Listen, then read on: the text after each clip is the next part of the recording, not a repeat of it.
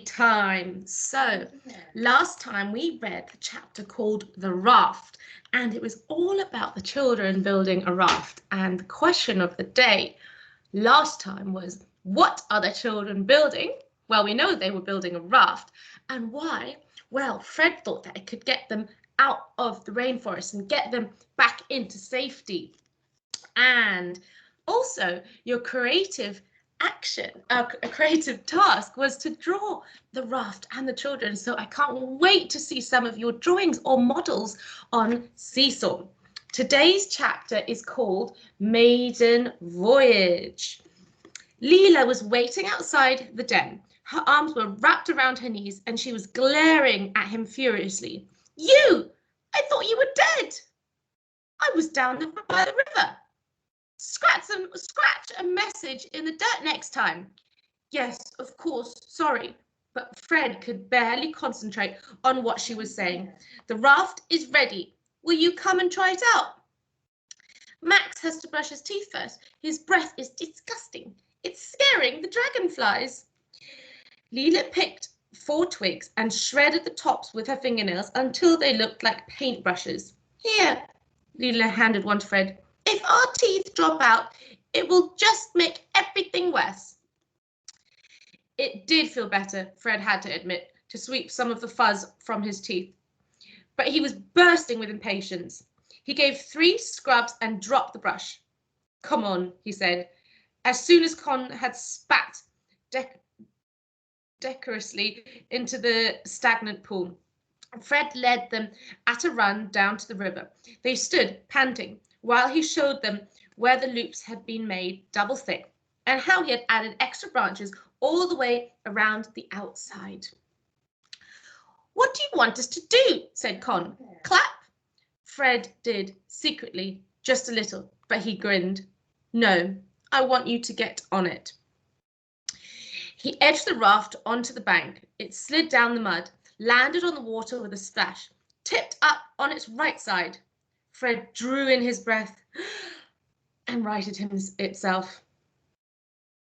It swayed on the water, steady as a battleship. It was more beautiful, Fred thought, than any millionaire's yacht.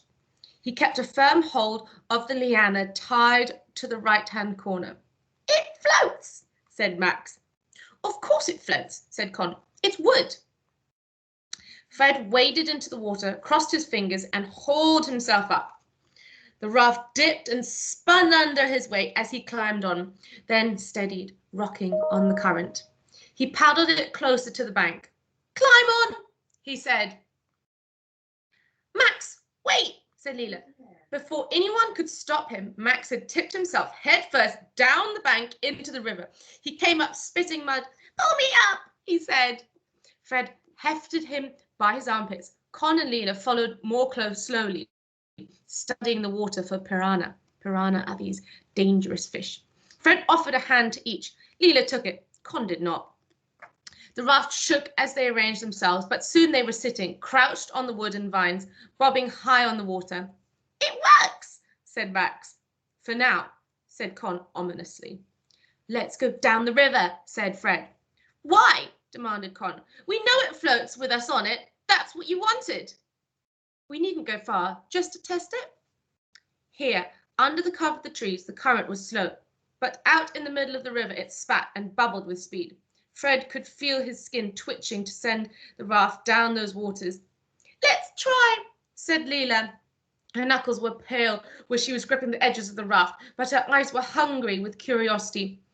If we're going to sail it to Manaus, we need to test it first. Fred seized the pole he had made.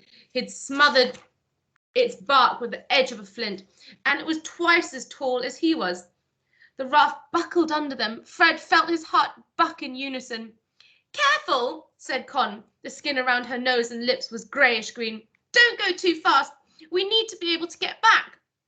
But the current caught at the raft and spun them, dragging at the wood and pushing it fast downriver. They sank a little in the water, but remained upright. Fred ducked as an overhanging branch threatened to hit him in the eye. Is that a caiman? Asked Con, pointing at the far shore. Max's eyes widened. Make it go away. No, of course it's not. It's just a log, said Leela, taking her brother's wrist in her hand. But over his head she met Con's eyes and whispered, maybe. Fred steered close to the bank, his heart thumping. They sped down the corridor of green. Fred tried to hold their course with a pole.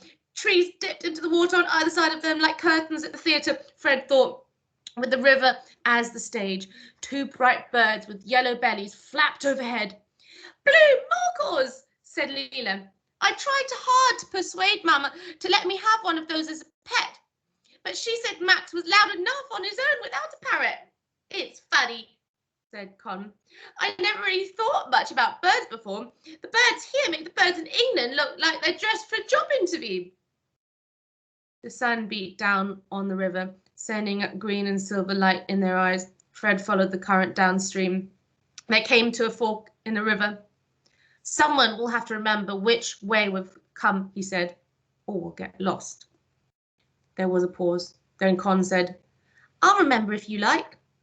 Fred looked round, surprised. Con hadn't struck him as the volunteering sort. I've got a photographic memory, actually, she said.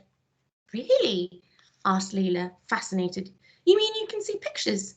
Do you remember everything that way, or only some things? Mostly just maps and formulae and blueprints for things. I used to like taking them out to look at during lunch break in school. In my head, I mean. The others thought I was weird. In that case, they're stupid, said Leela bluntly. I'd love to be able to do that. Right, I think that's enough story time for today. I'm loving this chapter. It's super interesting. And look out for the question of the day. Bye, Year 6.